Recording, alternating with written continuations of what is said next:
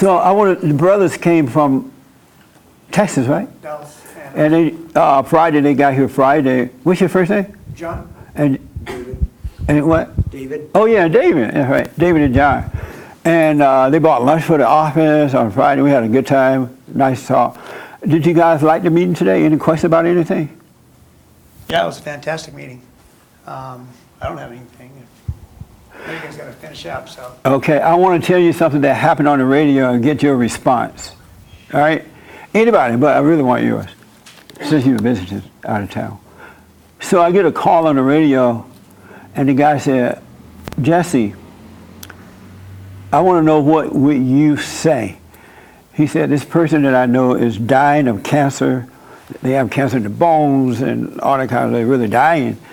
And the doctor told them they have only a month or two, I forgot the time. What would you say to that person? And so I thought about it. What would you say if he had asked you that? What would you say if you knew someone that was dying and the doctor told them they have a month or two to live? What would you say to that person? I guess I'm not really understanding the question. I mean, it depends If you upon. knew someone that was dying of cancer, Right. and the doctor said, Jojo, you're going to die in 2 or 3 months. You have cancer of the bone, you're faded away, you're dying. And you knew Jojo really well. What would you say to them? Well, it depended upon if they had, to me, had actually forgiven, first and foremost. And I mean, so it depends upon the situation. So if they were looking, if they had not forgiven, I would definitely talk to them about that, because I believe that's the most important thing, is the forgiveness, that you can be forgiven, first and foremost. What would you say, David? David's the older brother, right? Yes. You beat him up, beat up the young brother. All the time. No, that was the other brother. Yeah. What would you say? I would let them know that, again, that what they have is not really them. Yeah. That you know, that this body just really is the exterior of who I really am and who we all really are, and that the spirit that's within them was given to them by their Creator, and let them know that they have the But opportunity. he doesn't have time to hear all that. He's dying. Right. Like, But he was like, I just "Come tell with it, him, brother." I would just again tell him that he was here for a purpose, and that you know, his father was the one that created him to be here, and that he's not needing to focus on where he's at, but where he's headed, where he's going. Oh, okay. And because this isn't it. This body is just like anything else. You may lose something, you know, as we put our focus in our stuff, to where if it gets taken away, we think that's us that's getting taken away. Amazing. But it's the same thing with these bodies. This body gets taken away, we haven't lost anything, because we just got to know who gave it to us. Well, thank you guys for the lunch. It was amazing. You're very got to welcome. come back about another lunch. We will. Victoria, what would you say to that person? And then David had the last word. Did you hear the show Friday? No. Oh, okay. What would you say to that person? Victoria, I'm dying. The doctor told me I got 2 or 3 months. I have cancer. It's almost over. And what would you say? And they've been a sinner their whole life. So what? They've been a sinner their whole life. Did he say that part? No. Did you hear the show? I was added into it. Oh, I see. What would you say, Victoria? I wouldn't know what to say, and the honest truth is, I would probably have. Oh, I didn't want to say this. I would probably have started to avoid that person, because I don't deal with loss very well. You would avoid the dying person? Lord. I'm just being honest. Mercy. Frankie, what would you say? Frankie, a little holy one, and then David got it. You know, what is a person to say? You know, person's dying. He's probably Right. heard it already, but other than the spiritual stuff, that's the only thing I could offer. You know, what brought you here?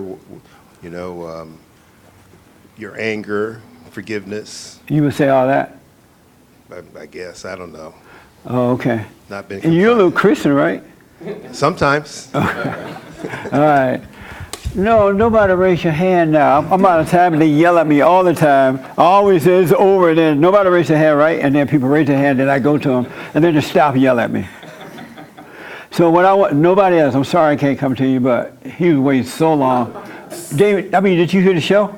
No. Oh, okay. And then David. Yeah. What would you say? Hey, how about that money you owe me? Are you Mexican? What's that? All right. David, what would you say? You want to go to one more person. Yeah, David is the last person. Are you Mexican? Oh, you look like a Mexican. Where's that money? Yeah. What would you say? I have some family who've ministered to some people in that situation. Doctor has told them you're dead in the water. There's nothing you can do. Right. This is the clock on it. Yeah. And enjoy the rest of your time. Do you want to do it here in the hospital or back at home? Connected to machines. I mean, it's their last stand. So what would you say? Ask them. Do you believe this is it, or do you believe there's more to life for you right here, right now? Amazing. So the guy asked me, what would you say? And he was all serious. I said, I would say better than you than me. Oh, that's right. I laughed. I laughed. Better you than me. Because just think about it. It's not going to do the person any good for you to be feeling sad for them. Right? And it's not to do them any good when you laugh about it. Better you than me, right? And, but people tend to go into a sad mode right away. The person has a better chance by you not being sad about it, being upbeat. You can encourage them to think, wow, that's amazing. Than it is when you're sad because you're not helping them by being sad about it. It's not solving the problem.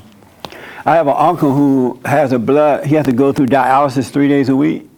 And I have a sister going through that too in Indiana.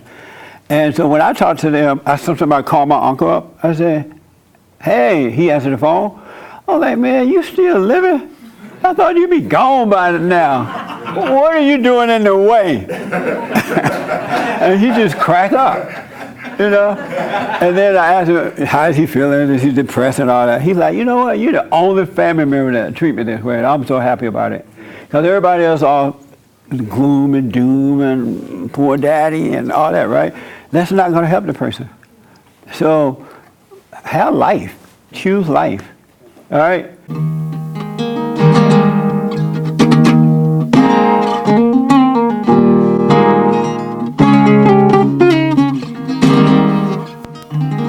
Thank you.